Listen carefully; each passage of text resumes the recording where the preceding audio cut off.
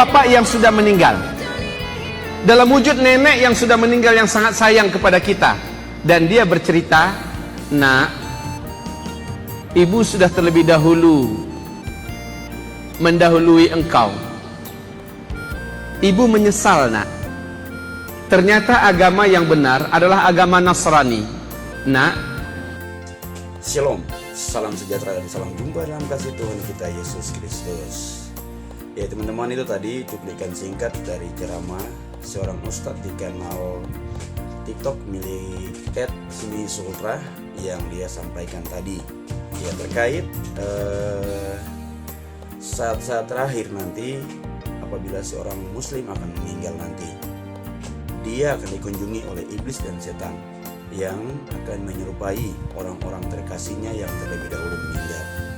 Dan orang-orang ini yang disebut setan di dalam ceramah Ustadz tadi adalah iblis ataupun setan yang beragama Yahudi ataupun Nasrani. Oke teman-teman, untuk lebih jelasnya dan sebelum saya menjawab tuduhan fitnahan dari Ustadz ini, kita dengarkan dulu cuplikan videonya berikut ini. Yang sudah meninggal, dalam wujud nenek yang sudah meninggal yang sangat sayang kepada kita, dan dia bercerita, "Nak, ibu sudah terlebih dahulu mendahului engkau. Ibu menyesal, nak. Ternyata agama yang benar adalah agama Nasrani. Nak, pindahlah engkau ke dalam agama Nasrani.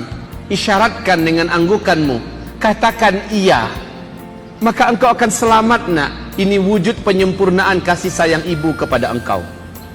Ini bujukan setan dalam wujud ibu kita datang." Bapak ibu kalau nggak percaya, bapak kalau ingin coba, ya gimana mau dicoba, orang namanya juga sakaratul maut. Ya mau ditanya kepada orang yang sudah meninggal juga susah. Tapi ada hadisnya, Nabi mengatakan setiap orang yang sakaratul maut pasti datang setan dalam wujud keluarganya. Sampai-sampai Nabi berdoa kepada Allah. Nabi saja berdoa kepada Allah, jangan sampai dalam sakaratul maut dia sanggup digoda oleh syaitan. Lihat, Allahumma inni a'udzubika minat taraddi wal hadami wal gharaqi wal hariqi wa a'udzubika an yatakhabbatani asy-syaitanu 'indal maut. Nah ini dia. Lihat artinya dalam tulisan yang ditebalkan. Aku berlindung kepada engkau ya Allah dari kerasukan setan pada detik-detik kematian. Maksudnya apa? Saat-saat sakit seperti itu, setan datang dalam wujud keluarga kita. Wujud keluarga sudah meninggal, merayu kita agar keluar dari Islam. Kalau gagal ternyata emak kita yang almarhum, padahal itu adalah setan, maka bapak almarhum yang datang lagi. Gagal juga, datang lagi teman-teman dekat yang udah meninggal. Benar nak kata ibu bapakmu tadi, benar wahai kawan, apa yang dikatakan oleh mak bapakmu, bahwa agama yang benar itu adalah agama Yahudi, masuklah ke Yahudi. Agama yang benar adalah Nasrani, masuklah ke Nasrani. Wallahi, kalau ikatan akidah orang selama hidup ini tidaklah kuat, tidaklah benar, pasti dia akan murtad, lalu dia mengangguk. Cukup dengan anggukan itu, dia sudah keluar dari Islam. Inilah perjuangan puncak dari syaitan kepada setiap manusia yang akan sakaratul maut.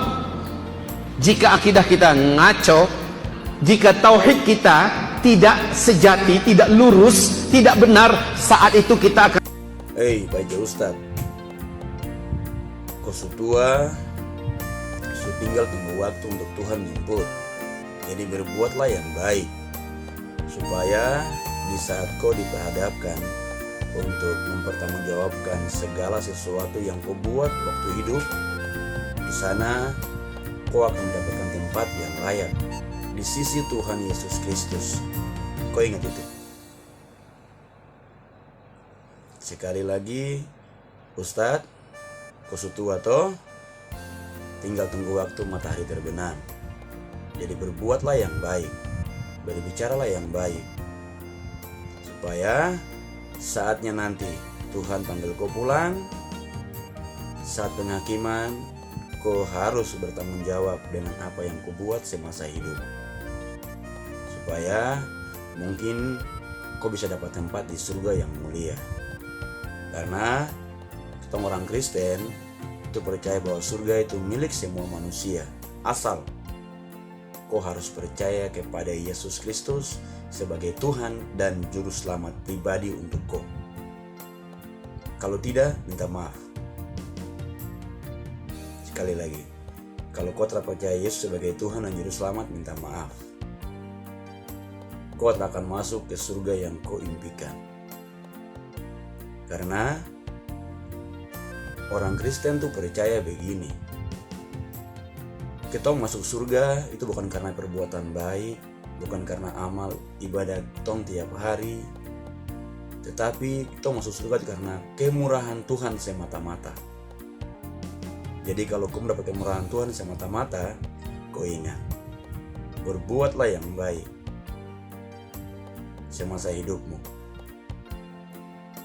Kau bilang tadi bahwa di saat orang Islam yang hendak meninggal, di saat-saat sekaratnya, mereka sebelum meninggal akan dikunjungi oleh orang-orang terkasih mereka. Dan orang-orang terkasih mereka ini sesungguhnya adalah orang-orang Nasrani, Yahudi yang datang menjelma sebagai orang-orang terkasihnya. Kok ini terlalu banyak fitnah, Ustadz? Ini bisa dibilang bahwa penodaan nama baik, penistaan nama baik dari sebuah ajaran atau sebuah agama. Kita orang Kristen tidak pernah paksa untuk orang di luar kita orang untuk masuk Kristen. Itu tidak pernah ada dalam ajaran kami orang Kristen. Tetapi yang diajar oleh Yesus kepada kami yaitu, pergi wartakanlah Injil ke seluruh dunia dan baptislah setiap orang yang percaya kepada Yesus dengan nama Bapa, Anak, dan Roh Kudus. Itu yang harus orang Kristen lakukan. Bukan jalan paksa-paksa orang di jalan untuk masuk menjadi agama Kristen, untuk percaya kepada Yesus Kristus. Tidak ada tuh, Ustaz. Saya mau tanya buat kau satu pertanyaan. Adakah nabi di luar Yesus Kristus yang sanggup berkata begini, "Aku adalah Tuhan dan Juru Selamat yang akan mengampuni dosa-dosa manusia"? Kau jawab itu ya, Ustaz. Adakah nabi di luar Yesus yang sanggup dan berani berkata bahwa dia adalah Tuhan dan Juru Selamat? Kalau ada, kau kasih tahu. Saya yakin bahwa semua orang Kristen di muka bumi ini akan percaya kau.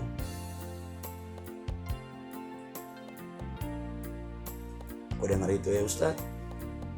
Kalau kau berani kasih tahu siapa nabi di luar Yesus yang sanggup berkata bahwa dia adalah Tuhan dan Juru Selamat seperti yang dikatakan oleh Yesus. Kau jawab buat saya. Kau jangan hanya cuma jago fitnah, jago menabur kebencian. Buat teman-teman yang muslim juga, kalian juga kalau mendengar ceramah kayak begini, kalian juga punya kewajiban untuk melarang setiap ceramah-ceramah yang salah kayak begini. Jangan hanya menjadi pendengar setia dan kamu anggap itu benar, padahal semuanya salah dan menyesatkan. Ingat, Yesus adalah jembatan menuju kerajaan surga. Tanpa Yesus, tidak ada jalan menuju kerajaan surga. Yesus adalah Tuhan segala bangsa. Yesus adalah Tuhan semua agama. Yesus adalah Tuhan segala ciptaannya di bumi. Karena melalui Yesuslah ada penciptaan. Melalui Yesuslah ada kehidupan dan ada kematian. Sekali lagi, buat teman-teman yang muslim, kamu masih mau dengarkah ceramah-ceramah yang berbobot kayak tadi Ustadz disampaikan tadi itu? Itu menyesatkan kamu semua. Tong orang Kristen, seperti kata Bapak Gus Dur, semakin dibabat, semakin merambat. Karena hukum kami adalah hukum kasih. Itu satu yang kami orang Kristen punya. yaitu hukum kasih. Semakin kami ditampar, semakin kami akan berani untuk mewartakan kebenaran siapa itu Yesus Kristus. Dan itu adalah kewajiban kami untuk menyampaikan apa yang kami imani dan kami percaya. Shalom, salam toleransi, 5 agama, Tuhan Yesus Kristus memberkati.